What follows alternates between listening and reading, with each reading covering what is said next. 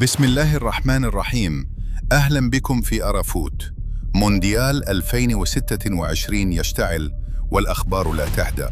في فيديو اليوم 3 قصص من قلب البطولة. ثنائية مبابي تسقط السنغال، ثعبان سام يرعب نجوم ألمانيا، وضربة قاسية تخرج نجم إنجلترا قبل أول مبارياتهم. تابعوا معنا. فرنسا 3-1. السنغال افتتحت فرنسا مسيرتها في المونديال بفوز ثمين على السنغال 3-1 على أرضية ملعب ميت لايف في نيوجيرسي. الشوط الأول كان سنغاليا بامتياز. أسود التيرانجا ضغطوا بقوة. جاكسون يطلق صاروخية تصطدم بالقائم في الدقيقة 24، وسار يهدر فرصة محققة فوق العارضة في آخر لحظات الشوط، لكن الشبكة لم تهتز، وانتهى الشوط الأول بالتعادل السلبي. في الشوط الثاني دخل الديوك بوجه آخر تماماً. الحارس ميندي كان بطلاً حقيقياً، صد لمبابي وأوليسيه وغيرهم، لكن الفارق جاء في الدقيقة 66 حين سلم أوليسيه كرة ذهبية لمبابي داخل منطقة الجزاء، فلا يتردد الفرنسي ويعلن عن الهدف الأول. في الدقيقة 82 البديل باركولا يغلق الملف بهدف بارد الأعصاب من فوق الحارس. السنغال قلصوا في الوقت بدل الضائع عبر مباي، لكن مبابي رد بصاروخية من خارج المنطقة أطفأت آخر الآمال. النتيجة النهائية: فرنسا 3 السنغال 1. فرنسا والسنغال في المجموعة التاسعة إلى جانب النرويج والعراق. الديوك يواجهون العراق في الجولة القادمة، وأسود التيرانجا أمامهم مواجهة صعبة أمام النرويج. الخبر الثاني: ثعبان في معسكر ألمانيا. لم يكن كأس العالم 2026 رحلة سهلة للمنتخب الألماني حتى خارج الملعب. قائد الماكينات جوشوا كيميتش كشف في مؤتمر صحفي اليوم عن مفاجأة غير متوقعة.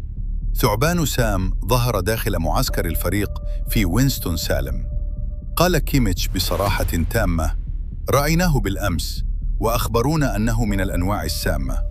إذا تعرضت للدغ عليك الذهاب للمستشفى فوراً. وأضاف: في ألمانيا لا أشعر بوجود هذا الكم من الحيوانات الخطيرة، وهنا أكن لها احتراماً كبيراً ورهبة حقيقية. الثعبان المعني هو من نوع رأس النحاس، شائع في ولاية كارولاينا الشمالية، ولدغته تستوجب التدخل الطبي الفوري وإن لم تكن قاتلة في الغالب. الطريف أن المنتخب النمساوي منع لاعبيه من ركوب الدراجات في معسكرهم بسبب خطر الثعابين، في حين يبدو أن الاتحاد الألماني لم يتخذ حتى الآن أي احتياطات استثنائية. ألمانيا سحقت كوراساو 7-1 في أولى مبارياتها، وتنتظرها مواجهة كوت ديفوار يوم السبت. الخبر الثالث: ليفرامينتو يودع المونديال قبل انطلاقه. ضربة موجعة لمنتخب إنجلترا عشية مباراته الافتتاحية. المدافع تينو ليفرامينتو من نيوكاسل يونايتد استبعد رسمياً من كأس العالم 2026 بسبب إصابة في عضلة الساق.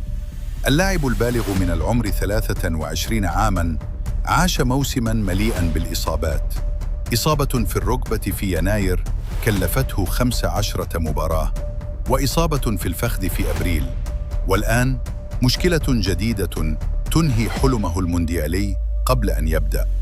المدرب توماس توخيل استدعى على الفور تريفورد شالوباه لاعب تشيلسي ليحل محله، والفيفا يمنح الاتحاد الإنجليزي 24 ساعة لإتمام الإجراءات الرسمية قبل مباراة الأربعاء أمام كرواتيا.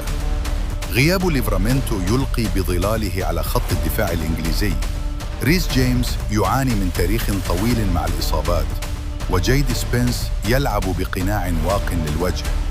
الخط الخلفي للأسود الثلاثة يبدو هشاً في لحظة بالغة الحساسية. هذه أبرز أخبار اليوم من مونديال 2026. أحداث داخل الملعب وخارجه. إذا أعجبك الفيديو اضغط لايك واشترك في القناة حتى لا تفوتك أي لحظة من البطولة. آراؤكم في التعليقات تهمنا. إلى اللقاء في الفيديو القادم، والسلام عليكم ورحمة الله.